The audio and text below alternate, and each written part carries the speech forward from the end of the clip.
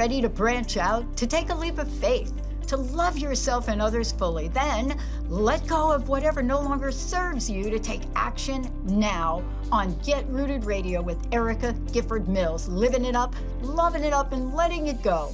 Erica will energize and excite you to power up your passionate dream that sets your soul on fire. With Erica's E3 approach, equipping, empowering, and enlightening yourself so you can be yourself for yourself.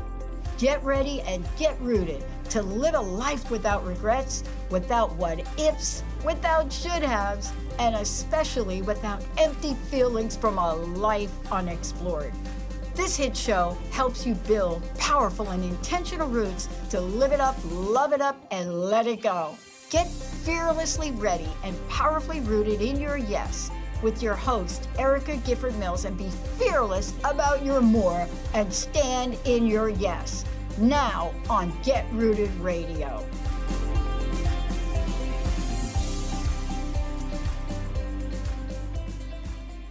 Welcome, everyone. I am Erica Gifford Mills, and you are listening to Get Rooted Radio, living it up, loving it up, letting it go, right here on Transformation Talk Radio.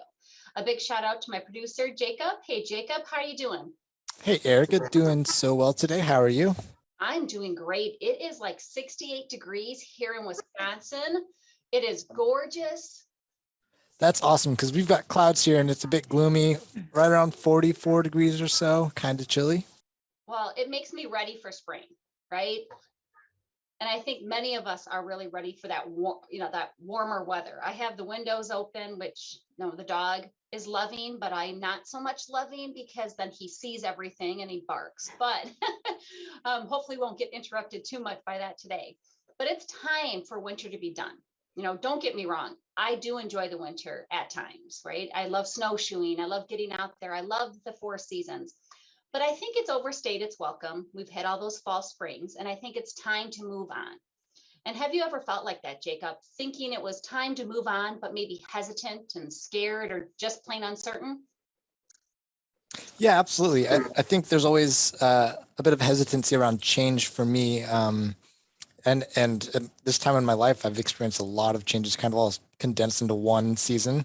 And I think that's kind of forced me out of my comfort zone and made me kind of grow accustomed to it a bit, which is good for me because in the past, I've really kind of just resisted it and ran away from any sort of change to my routine or, the direction I was heading or the thought I was heading. Oh, absolutely. And that is exactly what we'll be talking about during today's show with my Lisa Nicola, knowing when it's time to pull the plug. As the world really continues to feel the effects of a post-pandemic, there's no easy way to know when it's time to move on from anything that is no longer serving us, whether that is an unfulfilling or draining job, an outdated or an outgrown relationship, or even when it's time to move, right? To move from where you previously are, like your home, your home base, to a different state or a different country. So how do you know when it's time to pull the plug? Lisa and I will really taking the time today to talk about some practical tips and insights you can use not only today, but tomorrow and in the future to help you make an empowered decision on whatever it is that you might be facing and to remove those things that are no longer serving you and make the decision to pull the plug. So first, a little bit about my guest. Lisa is an intuitive leadership coach and corporate consultant who helps leaders become the director of their life. And I love that because we all should be the director of our own lives so they can really do business and their personal life on their terms. She brings 15 plus years of experience working in the world of talent for multinational global organizations, sharing knowledge, spiritual tools and practices, and business insights to bold leaders looking to transform the way they lead from the inside out. So thank you so much, Lisa, for joining us today. Thank you for having me on. It's a pleasure. So tell listeners a little bit more about how you got started as a leadership coach and corporate consultant. Yeah, great question. So I'm going to give you a little bit of a long-winded story. So you might have to interject if I keep on going, because there is a bit of a story. But I essentially reached sort of a plateau in my career several years ago and was really struggling with what my next steps were. I always knew that I wanted to eventually go out on my own, but really didn't have the clarity and the picture of what that looked like. So eventually I got really clear and did some deep soul searching as many of us do when we're ready to make, such a transition outside of one career into another. And I discovered like the world of coaching and realized that in my own informal and indirect manner, I was already doing some coaching in my corporate career. It was kind of my style, that very consultative and that coach-like approach that I had taken in my career. So I eventually made the decision to embark on that journey and put some structure around it. And here we are in 2022, and it's all about building the future and taking it from here. Well, and I think that really gives you the experience and expertise for what we're talking about today, for pulling the plug and taking that first step. And the struggle is real. I mean, I know I've personally been there, not only personally, professionally, relationships, jobs, everything. So Lisa, why do we have such a struggle walking away, and what are people attached to? So the biggest thing that I often see people really get trapped in and stuck in is the attachment to relationships, being over-identified with their jobs and their careers. Fear obviously plays a huge role. That's often underlying all of the things that we are attached to. The fear of starting over again, the fear of the unknown. Actually, was having a session with a client earlier today about talking about the future, and he's more established in his career and was way ahead of himself with this anxiety of wanting to remain relevant and how do I continue to grow and adapt at his age in his career. So we get so deeply attached to the things that we probably shouldn't be over-identifying ourselves with. And unfortunately, fear just ends up getting in the way of that and keeps us stuck. And it's interesting because that over-identifying, it somewhat is a Western culture, right? Because you think about it, what's one of the first things that you ask people? Yeah. Oh, so what do you do, right? That's your identity. People believe that what I do for a living is who I am, and it's so much more than that. Yeah, that's such a great and valid point. I actually had to train myself, and I sometimes have to continue to remind myself in a very gentle and loving way to not lead with that, and try and form deeper questions. But it's so people are not accustomed to asking those in-depth questions when you're first meeting them. So even that can catch people off guard, right? But it's really being able to look at your life and look at who you are in your life in a far bigger manner than just what you do for a living, the home that you live in, the material attachments, again, that we all form. So, and that I think takes, a level of awareness, and it takes a deeper sense of soul searching to really understand where your place is and all that. Yeah. And I think it's great. Probably a little bit TMI for people, but I just started out there on dating apps. Jacob, you're probably cheering, but scary change. Welcome. Welcome. It's interesting because, I truly don't care what somebody does for a living. If you feel you're successful, you work hard and you do things, that's what matters. But it's those questions that, people, so what do you do? Right. Yeah. And I've been not asking that, like, do you enjoy what you do? Yeah. And where does it lead you? Because we do so over-identify with, I do it even with a mother. Somebody asked me, what's my job? Well, I'm a mom. Yeah. That's the first thing, that's my favorite job right there was raising my son.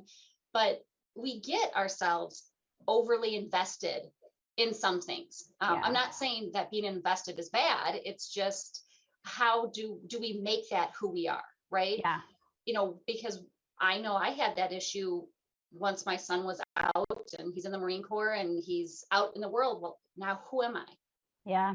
Yeah. And I related to, I did the same thing.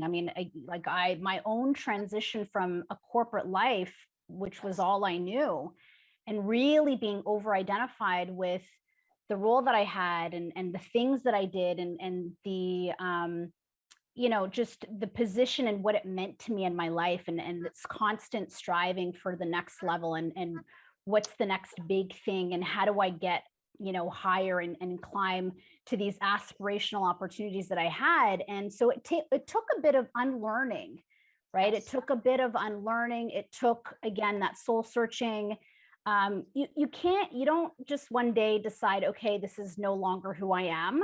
It can be as simple as a decision, but it takes much more behind that decision and coming to that conclusion and understanding that you're far more than just, again, that career, that job, that relationship that you are so deeply identified with. And I think the pandemic has been very good for some of that, right? Yeah. People have had the chance to do that soul searching. They were forced to a little bit, but I don't think that's a bad thing. Is looking, and we've all heard about the Great Resignation, and people are reassessing their values, or really getting back to the basics of their values. Yeah, definitely. There's been a lot of lifestyle changes. So people moving from the big city in some cases to the suburbs, really trying to get it away from the busy work culture, work life. Stepping down in some cases from the bigger jobs that people held, which required them to, travel too much, and wanting to take a step back from that and slow things down in their career, really just making some different choices that would really impact the way that they work, but also the way that they live. Oh, absolutely. Well, we're going to take a quick break. And when we come back, we're going to continue our discussion on knowing when to pull the plug. But before we go, Lisa, tell folks how they can reach you. Yeah, so you can get connected with me on social. So Instagram, Lisa De Nicola, LinkedIn, also Lisa De Nicola, Facebook, and also you can email me at info@lisadenicola.com. Wonderful. You are listening to Get Rooted Radio with Erica Gifford Mills. Living it up, loving it up, letting it go. Stay tuned. We'll be right back.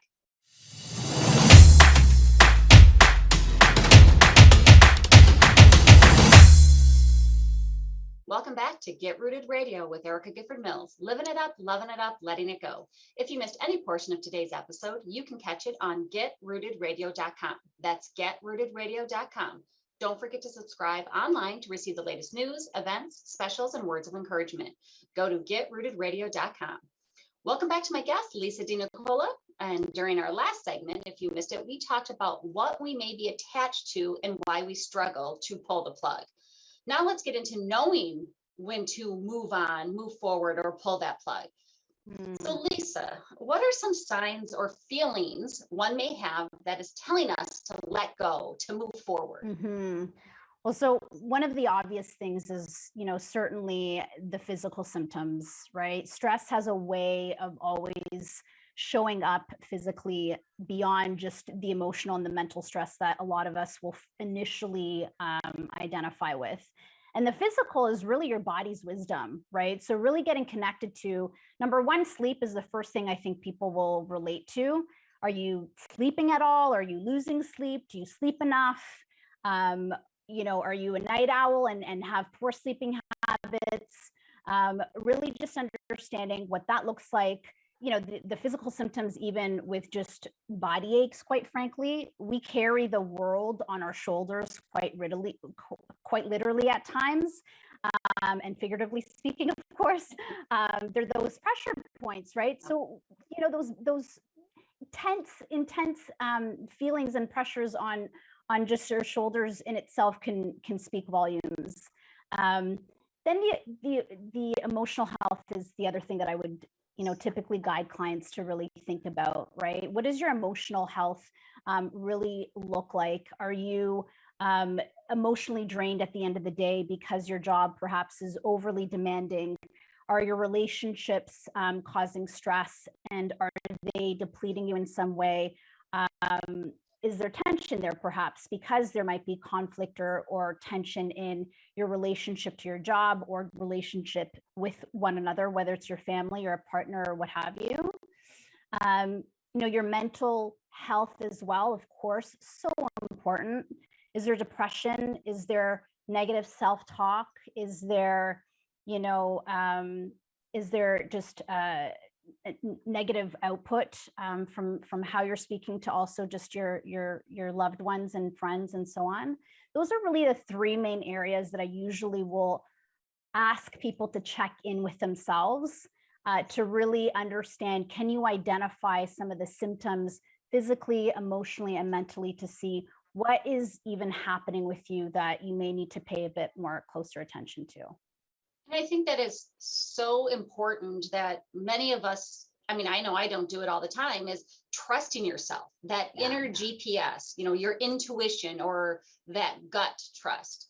And it takes time to build that gut trust. And I know I tell my clients that you need to practice listening to it. Your body tells you things if you will just listen. Right. It's not just, oh, I didn't sleep well, my mattress needs to be changed, or, whatever it might be.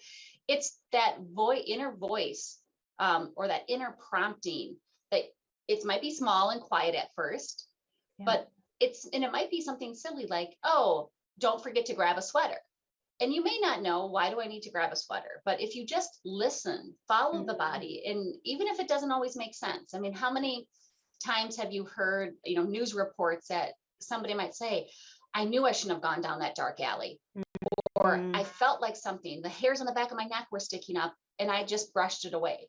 It's listening to those little thoughts that can help you, protect you even, and lead you to the right path. Yeah, absolutely. That intuitive guidance system really does take nurturing and trust. And that self-connection needs to be really well established. And really, it also involves tuning out the noise and the opinion sometimes of others, even if they're your closest, family, friends, your spouse, perhaps. You really have to tune that out at times when you do want to hear the sound of your own guidance, so that you can hear and respond to what's coming up for you. Yeah. And that's a great point, because sometimes we get into, I don't want to say groupthink, but we don't want to make the decision ourselves. So then we start asking everybody else, well, what do you think I should do? Well, what do you want to do? Right. And it's that not only desire, but that, are you causing yourself more harm than good by sticking around? Yeah. It's those little memes that you see where, your hand's about to break off because you're holding onto the rope so bad. Yeah. And yet you think that you can't, right? You think you can't let go.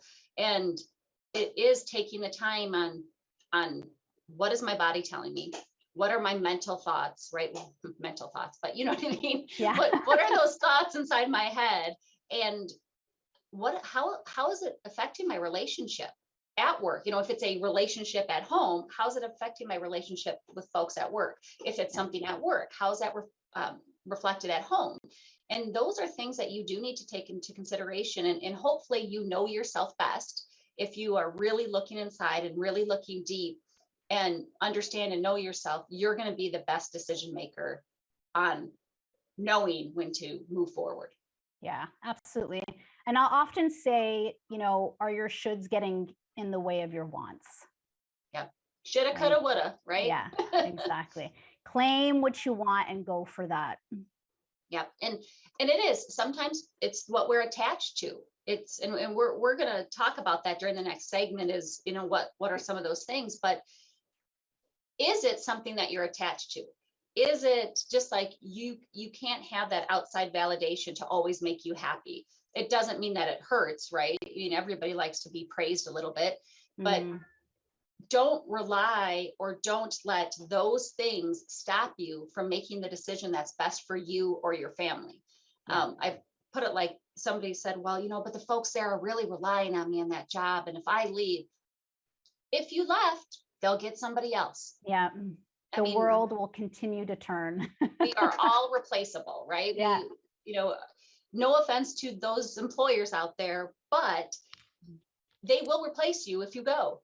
Because I mean, if something were to unfortunately happen to you, they would replace you, right? That it's not something to make your life revolve around. Yeah.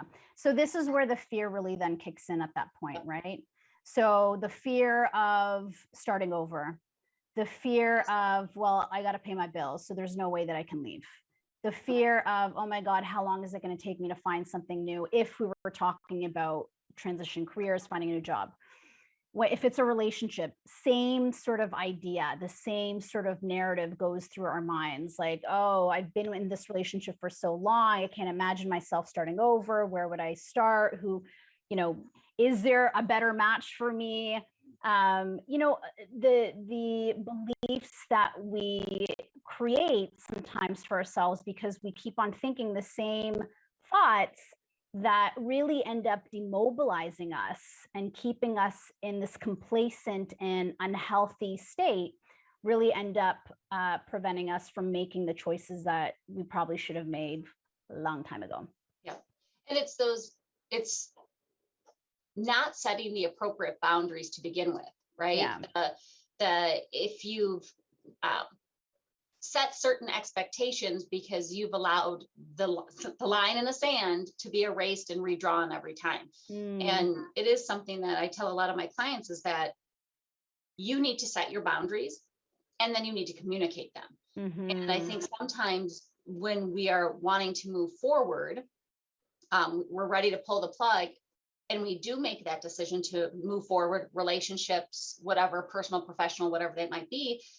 We have the same problem the next go around because you might have these boundaries, but are you communicating them?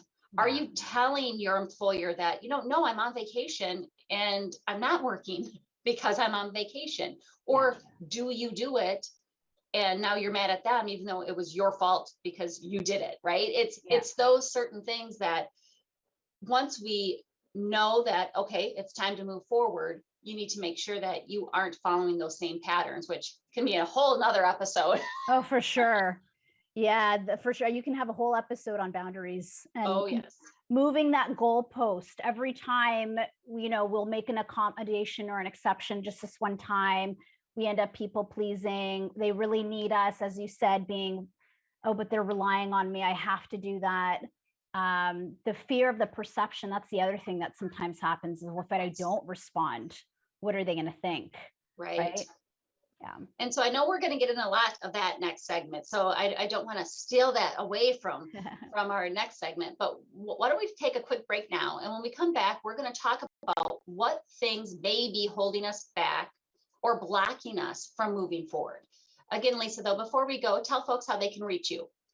So social, LinkedIn, Instagram, Facebook, Lisa Nicola.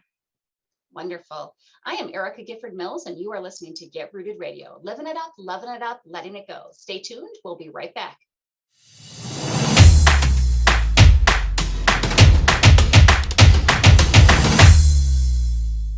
We're back on Get Rooted Radio with Erica Gifford Mills. Living it up, loving it up, letting it go.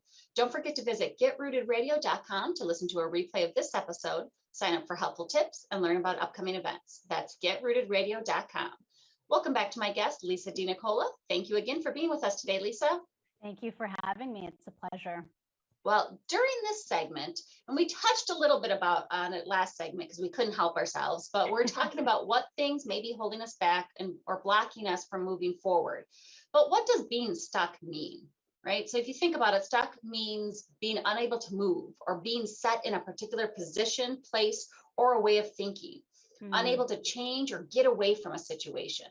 So those can apply to so many different things, whether that's, like we said, relationships, jobs, home, mindset, right? That we aren't good enough, or we aren't smart enough, or what if I fail, or even what if I succeed? So Lisa, in your coaching, what have you found that keeps us stuck or prevents us from moving forward? I would say all of the above, Erica, everything that you just said, and then some, right? So that the fear is really a big underlying theme. I mean, that's usually what's underlying all of the things that you've just said. But the fear of failure, the fear of starting over, you think about if we took, the career, for example, we spend 80%, if not longer, more of our time in our jobs. Some of us that have been at our companies in the same career 5, 10, 15, 20 plus years, the idea of transitioning altogether, doing something completely unrelated can be terrifying. Where do you even start? What would I even do? How do I pay the bills? What if I don't get something as lucrative? What would people think? Right? What if I succeed? And what does that then look like? Are people going to be envious? Am I going to get the support from those in my corner and my friends, my families, my loved ones? Right? So that is huge. Then it's also, what if I don't even find anything remotely close to what I'm doing now, the big company, the title that I have? Again, back to those material attachments, the car, the cell phone, like all of the things that make up this beautiful image that we think is so wonderful, but really means nothing at the end of the day, because it can be taken away from us in a split second, right? So this is where you want to get really solid and grounded in who you are and not be so identified with, again, that career, that job, if we're talking about that. So go ahead. You sound like Oh, no, I was going to say, I mean, those are the sort of the things that prevent us from moving forward. And it's, like you said, it goes back to what are our values? Yeah. And, does it matter what somebody thinks? And I had a client who she went to school for nursing. She spent all this time in nursing. She had a career and she wanted to move on. This was pre-pandemic. So she's like, well, I don't know what my family's going to say. And, I'm still paying off my student loans. And now I want to do something completely different. Am I being foolish? Well, are you happy? You need to be happy, because with happiness, you can become healthy and become all these things that money can't buy. And we change our mind, we grow. And that's why it still amazes me that we think a 18-year-old kid who was raising their hands for permission to go to the bathroom, all of a sudden can pick a college and pick a degree at 18, right? And I mean, some of them can. Don't get me wrong. I'm not saying that we shouldn't be sending our kids to school, but it's almost astonishing to me to think sometimes I don't know what I want to do when I'm 65. I'd love to say that I have established and I can be traveling the world, but right, how do we do that? And if we are having things that are truly holding us back, what are they? And can we identify them? Can we get out of our own mindset, out of our own heads for a while to see that, is it fear? Because they may not know it. Is it the fear of the unknown? Is it the fear of failing? Is it the fear of succeeding? Or are we looking at something like devotion? We feel devoted to the relationship, to the employer, because they gave us a chance when nobody else would. Is it, that loyalty, or the invested, right? I've invested a lot of time in this relationship, and this is, again, personal or professional. And what do I need to do? Because I made all this time. So just because you spent a lot of time on a mistake doesn't mean that you shouldn't pull the plug and move forward. Yeah. And how do you know that the other side isn't better? Right. Exactly. Isn't better, right? And so if that fear of the unknown and fear of uncertainty, which understandably, so much of that is in our climate right now and on the global stage, right? There's a lot that's going on. So understandably, that's valid. But then bringing it back to, what do you know? And can you trust in yourself in making the most empowered decision for right now? So don't worry about projecting 2, 5, 10 years from now. Focus on today. And what's the next bold action, the next most inspired decision that you can make for yourself that would allow you to move even just one step versus 10 steps forward?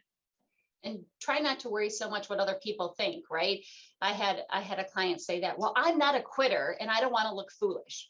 Well, and this sounds horrible. So I'm taking this conversation a little out of context. It was, well, aren't you looking foolish if you don't go after what you want? What are you showing your children? That you should just be complacent, that you should be unhappy, that you should be sick because you're just at the end of the day, you have no energy left to give to your family because you're being drained from a job that you dislike. You know, it's get those things out of your head, because what people think about you is none of your business, right? It's what you feel about yourself and how you respect yourself and how you treat yourself, because that's going to show in your relationships, personally and professionally. Yeah. I also think, what are your thoughts about contradicting beliefs and not knowing yourself, right? If somebody, they are stuck because they have two sets of values or beliefs, like they're fighting against each other, or you don't know what you really want. Yeah. So here's the thing too, is beliefs sometimes expire, right? So really looking at a belief, and whenever you created it, whether it was, you know, last year or 10 years ago, is it still serving you? Does it still align with who you are today? Because hopefully you're not the same person that you were last year, 10 years ago. And so it would be inevitable that we'll outgrow some beliefs. And so it is really incumbent on our, I know I butchered that word. I'm sorry, I'm tongue tied. It is in our best interest, I'm going to say it another way, to really reevaluate and look at some of those beliefs to say, is this still in alignment with what I believe today? Right. Am I willing to look at this differently? Do I have the courage to maybe look at this differently? To make a different choice, to maybe choose a different belief that's more empowering, right? So you want to identify the beliefs that really are no longer supporting you, and then create the new ones. Look for evidence of where it might exist in the world, in people you know, even if they're not, looking for that example around you, but then be willing to maybe create a new belief that's more supportive of what you believe today, and that's going to empower you to move forward.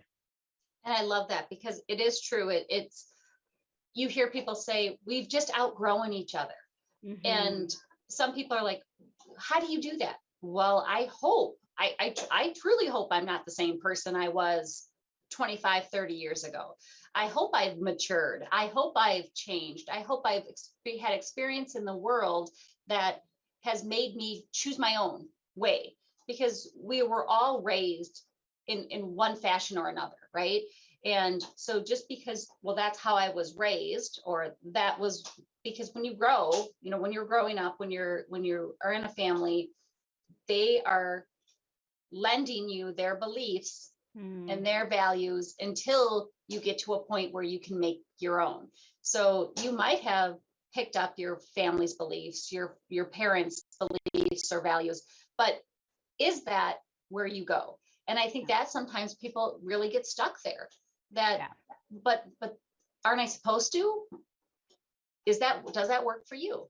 Right? Is it something that, like you said, is serving you, is in your best interest for you, for your family, for your needs and desires? Yeah, definitely. And as you know, I mean, we all operate through the lens that we're looking at the world through, right? And those subconscious beliefs are what we're operating from, you know, at least 85, 90% of the time.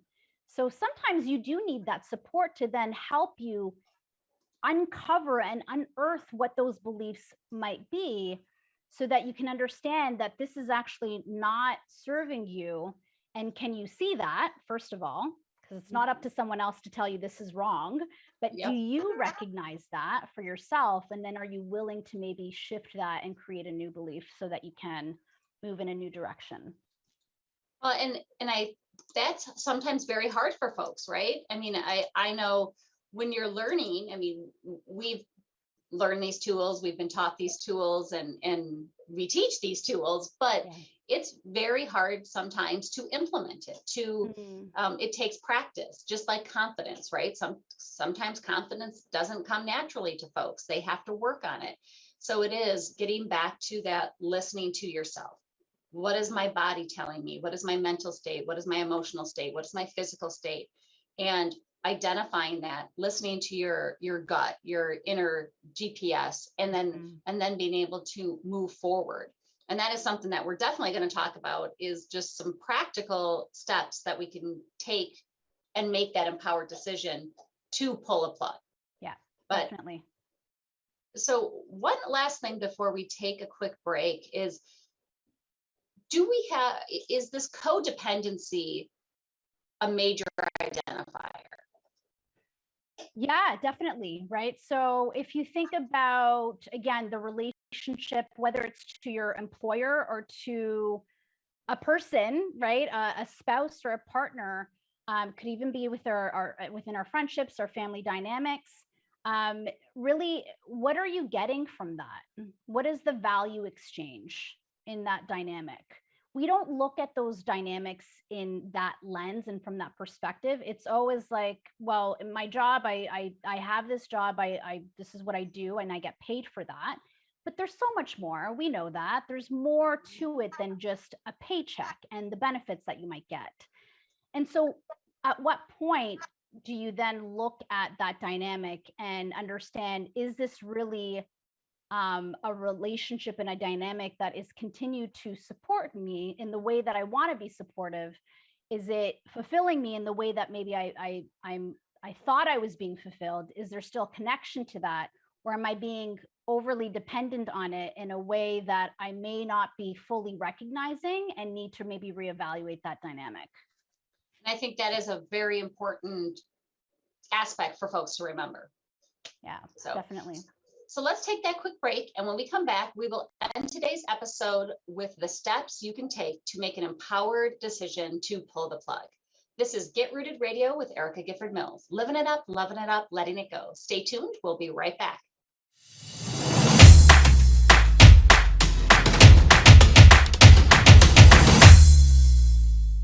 Welcome back to Get Rooted Radio with Erica Gifford Mills. Living it up, loving it up, letting it go. If you missed any of the information during the last segments, go to getrootedradio.com. That's getrootedradio.com to listen to the replay. Don't forget to subscribe to sign up for tips and special events and pricing for upcoming coaching sessions at getrootedradio.com. Welcome back to my guest, Lisa Nicola. Before we wrap up today's episode, tell listeners how they can reach you. So on all my social platforms that I'm on, feel free to look me up and connect with me on Instagram, on LinkedIn, and on Facebook at Lisa Nicola. Wonderful.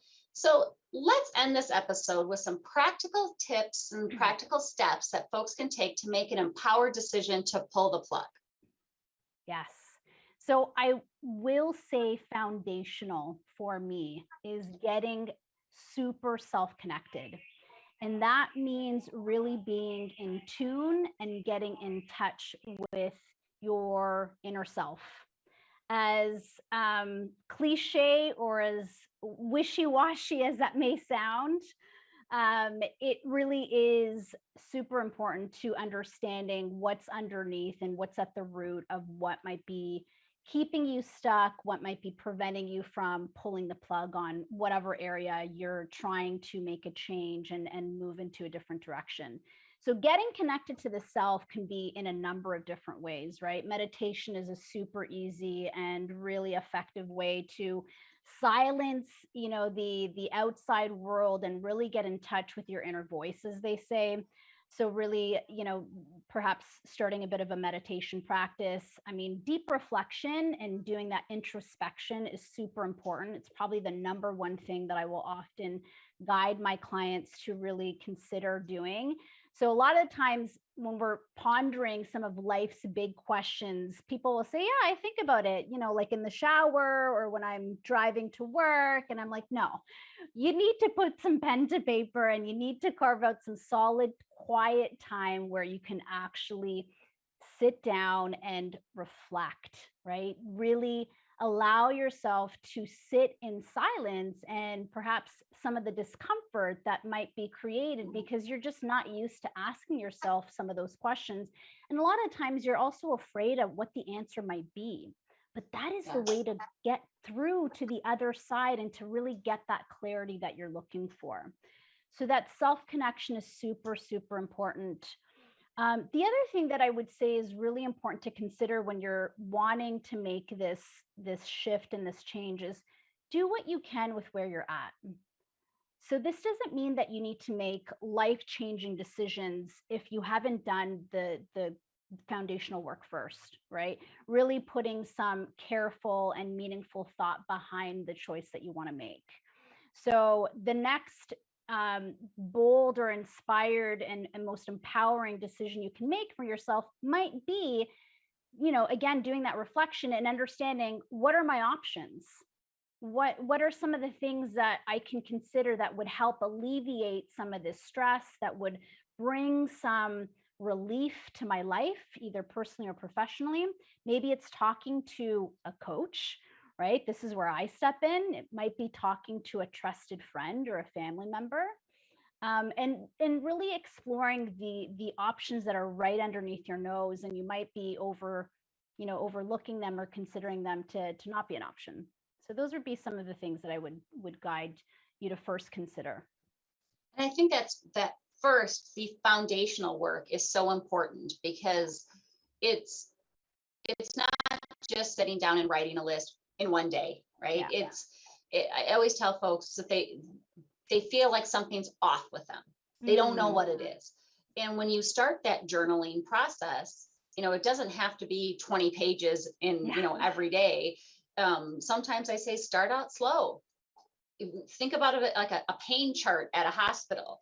Are you having a bad day? Is it a frowny face? Is it a, straight line? Is it a smiley face? Just something simple. It's like, what are your moods, right? Where are you feeling? Do it in the beginning of the day, the middle of the day, at the end of the day, right? So what's causing you to change in that attitude, in your mindset, and really get that root cause. I mean, getting down to the corporation again, root cause and remediation. I have that background too, but what is making you feel the way you are? Because it could be a number of things, right?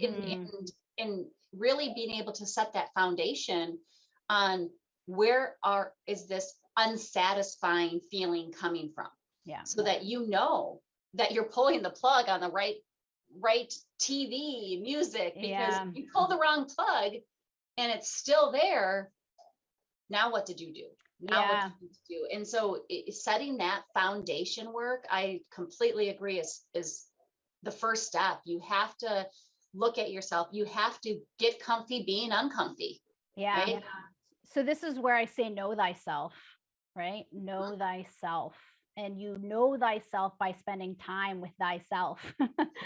Get really connected to understanding, as you said, it's such a great point, to pay attention to what are the things that are really unsatisfactory to you, that are causing such discontent, right? And sometimes this is going to require some deeper conversations with people that you love, not to seek approval, not to seek permission, but to have a really open and honest conversation. This is actually not making me happy, and here's why. Or if it is your career and it's not necessarily related to the relationship, I actually discovered through my introspection and through doing some deep reflection that my career is actually no longer fulfilling me. I'm not finding the connection that I used to have in there, and I need to make a change. And so I need to explore, what does that change potentially look like for me, right? Ask the questions and go deeper each time you're doing that reflection and that introspection, and eventually the clarity will surface. And that's the other thing too I would add, is to not rush it. This isn't a sprint. Sometimes it is a bit of a marathon, but dedicate yourself to spending some time day to day where you know that you're working towards making a change, and you're doing that work necessary to help you make that empowered change. And that is a very valid point. And even if you've had this underlying feeling for a long time, you don't want to rush into it, right? You don't want to drag your feet either. You need to start making a step, that first step. And that first step is getting down to the basics, the foundations, the know thyself, that making sure that you have the underlying reasons. It's kind of like, why am I not sleeping? Right? Yeah. Well, why? What are some things that are going on in your life? Are you eating something that's not right? Did you have too much screen time? Do you have, a physical ailment? Is it, what is it? You would do all those things in a physical, like if my arm hurts, well, what happened to it, right? So it's those things that we don't always look at inside that we need to start doing that and have the conversations, right? If it's a relationship, you need to be open and honest and have that dialogue with your partner. Just like your work, you need to have that with your boss, with the HR department, with saying, I'm not happy. What can be changed? But when you go to them, you have to know, why aren't you happy, right? It's the same with even in a corporate world. If you come to the table with a problem, do you have a potential solution? You need to look at your life the same way. And like you say, be the director of your life. Yeah. Be the director of your life and start directing yourself like you are the most important asset in your life, and the most, because you really are. Definitely are. You are. You just like you have to love yourself, right? Because when you love yourself, you got to spend the rest of your life with you. Yeah. Right. And if you love yourself the way you deserve to be loved, other people will do the same. Yeah, absolutely. Absolutely. So I know we're running short on time here. So is there any other last final tips or suggestions for our listeners? Honestly, do the most, do the best that you can with where you're at. Start there. So whatever, everyone's situation is different. Everyone's worlds are different. And so understanding where you're at, doing what you can with what you have in your disposal, start there. So don't feel like you need to make, again, these life-changing decisions overnight, and really set the intention. So start with setting an intention that you are willing and committed to making a change. You are willing and committing yourself to making an empowered decision to make a change in your life, whatever that looks like. And then start with the next empowering action that you're willing and able to take from there. And again, if you're in a place where that self-connection is not established and grounded, you're not connected enough to really understand, again, know thyself, start there. Do some of the suggestions that you and I both shared a moment ago, the reflection, right? The meditation, perhaps, the journaling, and start asking yourself those really deep and profound questions. And if you don't know what to ask, then seek support, right? Look for a coach, look for someone that you can trust, that's going to support you on making this shift and this change for yourself. Wonderful. Lisa, thank you so much for being part of the show today. I appreciate it. And I want to thank you all for tuning in to Get Rooted Radio. If you missed any part of today's episode, or you want to listen again or to other podcasts, go to getrootedradio.com. And don't forget to tune in the first and third Monday of each month at 5 p.m. Eastern, 4 p.m. Central, and 2 p.m. Pacific, right here on Transformation Talk Radio. Thank you for tuning in. Have an amazing day. And I'm looking forward to the next time on Get Rooted Radio with Erica Gifford Mills. Living it up, loving it up, letting it go. Goodbye, everybody. Thank you for listening to Get Rooted Radio with Erica Gifford Mills. Living it up, loving it up, and letting it go.